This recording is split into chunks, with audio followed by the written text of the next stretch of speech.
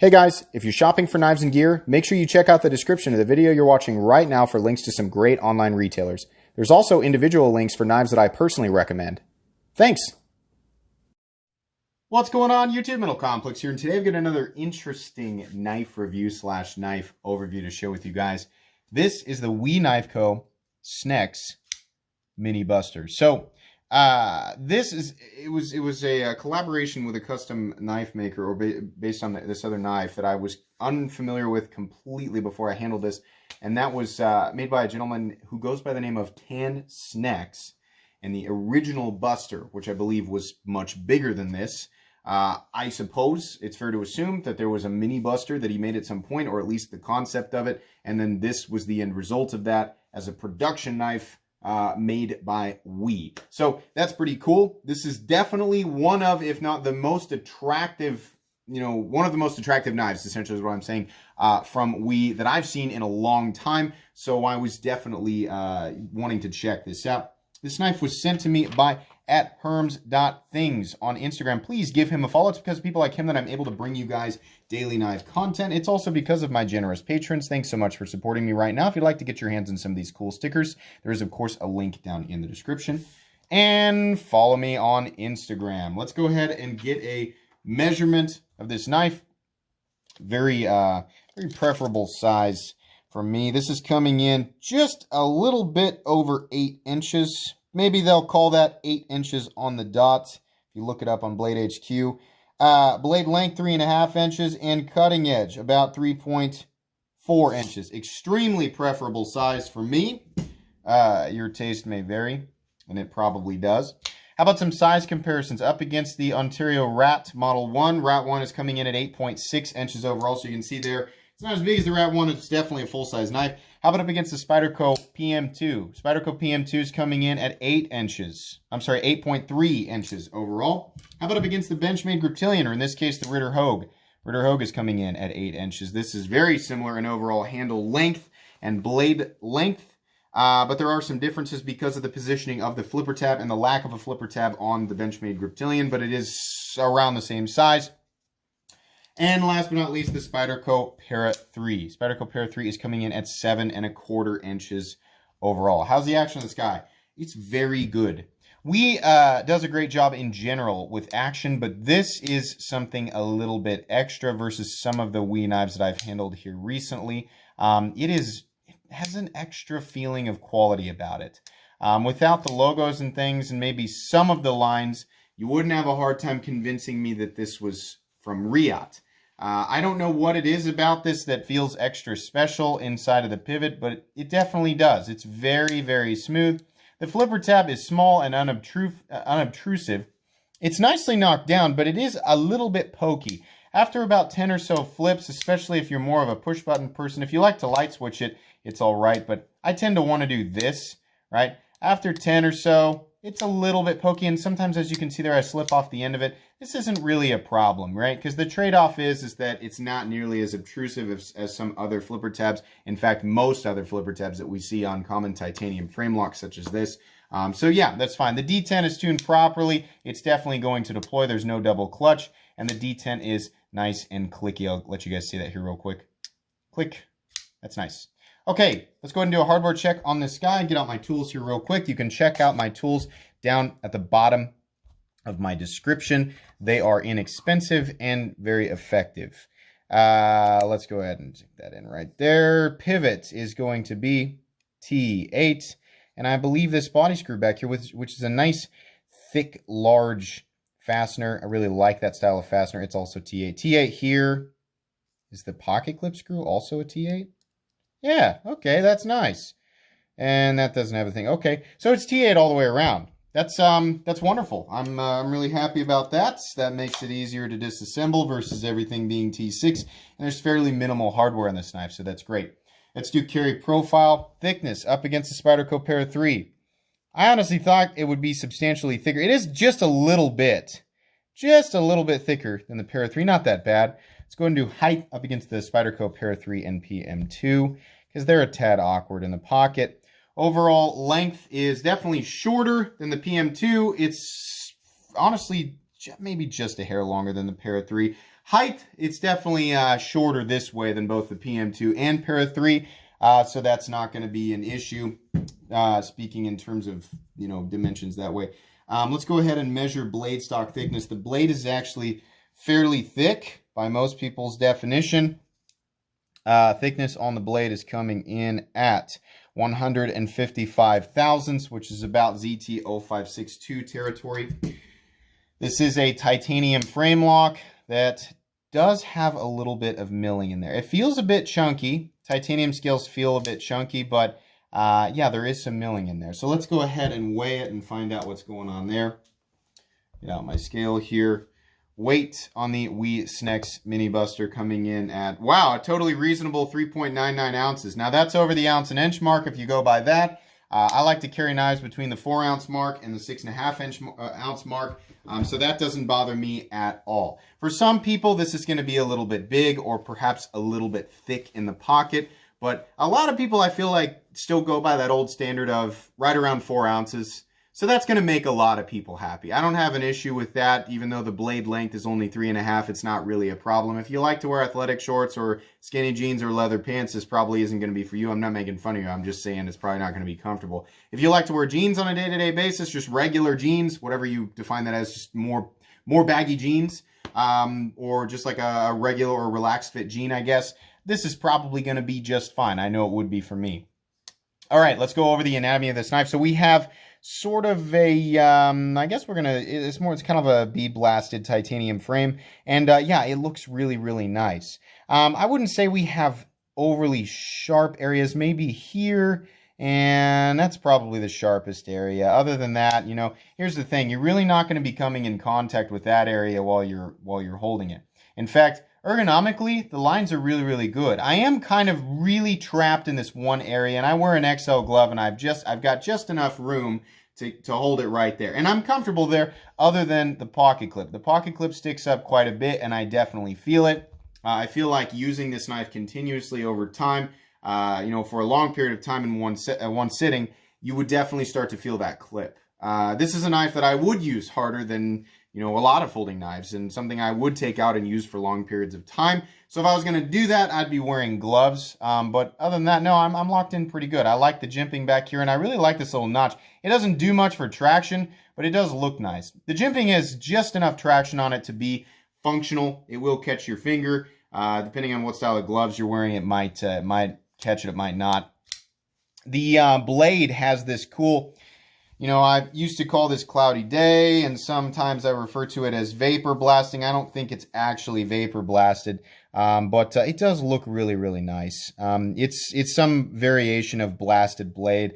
I don't believe that it's tumbled. I'll give you guys a close-up look. I really like this finish. That's nice looking to me. It looks very modern, almost futuristic, and I don't know. It's got this classy, cool sort of very machine made item, and and that sounds maybe like I'm bringing it down a little bit. No, it looks really, really good. It looks like an incredibly high quality machine made item, which is what it is. So the finishes reflect how I feel about that, and that for whatever reason makes me feel even better about it. I love the blade. Absolutely 100% love that blade. That is a wonderful, Wharncliffe, sheepsfoot, sheepscliff, whatever the heck you want to call it. Some people say it's automatically a Wharncliffe if this is straight. Some people say, it has to be a straight drop down to the tip to be Wharncliffe, or it has to start from back here, whatever. Whatever you want to call this is fine with me. I love this blade shape. I found this to be fantastic for EDC. Doesn't have any belly, but that's okay. I find myself often doing cuts like this or little, precision things throughout my, my day. It's got enough of a tip to where you can still puncture, right? But your slicing tasks, you're going to be a little bit held back there because there is no belly, but that's okay. Like I said, it's pretty thick on the spine. This is all knocked down, by the way. This is nice. Up here, really, really nice. Plenty of tip strength. There's a flat that carries out about 60% or so the length of the blade. Definitely not a weak blade at all. And by the way, the steel, I believe, is... Are we CPM 20 CV? That's going to make a lot of people happy. Absolutely nothing wrong with that steel. That's one of the very best steels that you can get. Define loosely, very best steels you can get in today's modern EDC knife world, right? They've got We on one side and they've got Snecx on the other. That's fine. I have no issues with that whatsoever. There's another point that I was going to make. Oh, yeah. How thin is it behind the edge? Honestly, yeah, it's pretty good. I'm pretty impressed with that. Now, take a look at that edge. That's nice. Very, very nicely done. This is very sharp, very capable. There's nothing in the cutting path. You know, honestly, I expected it to be a lot thicker behind the edge because of the blade stock, but it's pretty good. It's not a laser beam. You're not going to be able to shave toilet paper into, you know, 10 layers of, you know, just a single ply or whatever. But, yeah, that's a weird thing to do with your knife. So if you're just looking for a knife that's going to cut and cut efficiently, this is going to do it. And you're going to get a little bit of excess robustness, if that's a word, added in there. I love the hardware on this thing. I love it. Now, you know, looking at this pivot, I love how this looks aesthetically. I like kind of the oversized, kind of overbuilt. It's unnecessary, but I like it a little bit. Some people really hate that it's not flush, or knives that have pivots or fasteners that are not flush. I kind of appreciate it when it's raised a little bit. It just kind of looks neat, and it's not slowing me down at all. The problem is, as you can see there, it's going to get a little bit of gunk trapped in there. So periodically, if that bothers you aesthetically, or because you don't want moisture to get trapped in there, that's a totally good reason to take it out of there. But yeah, you might want to take it out of there and clean it out a little bit. That's kind of a downfall of stuff like that. You know, when it's much closer to the outer rim of, you know, where it's machined, then that doesn't happen nearly as much. I'm not a big fan of holes in the frame, but this looks nice. It's more of a slot than anything else, and it goes with the design, and it's not, you know, it's not hindering me in any way or slowing me down. It's not, I mean, it's just not something that bothers me. Sometimes lines like these are referred to them as like tactical future lines. You know, they're just for aesthetics and they don't really do anything. Too much busyness really takes away from the design and draws me away from other elements that I appreciate. But in this case, I think it's all right. I think there's a nice balance here. It's not anything crazy. They've got just enough going on that it's, you know, I appreciate it. Same thing going on to the screw back here. Love the oversized looking fastener. Kind of makes me think of what's on my Microtech SOCOM Elite, but again, there's a gap around the outside of it, so you might have some debris caught in there every now and then. The backspacer is wild. I love all the extra details in the backspacer. Really, really cool. Nice, you know, I mean, the angles and things all over the place. Excuse me. I love how that looks. And this is a lanyard loop. It's not really in the way. You can put a lanyard on if you want to.